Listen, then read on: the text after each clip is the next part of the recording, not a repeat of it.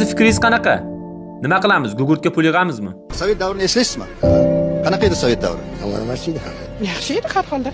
Suv bir tiyin bo'lgan, gugurt bir tiyin bo'lgan. Tinga suv ichardiz, 3 tinga suv ichardiz. Hozir shu Sovet davri qaytishini xohlarmidingiz? Albatta. O'zimda fikrim bo'lsa, menimcha ha. Sovet davrini sog'inasiz.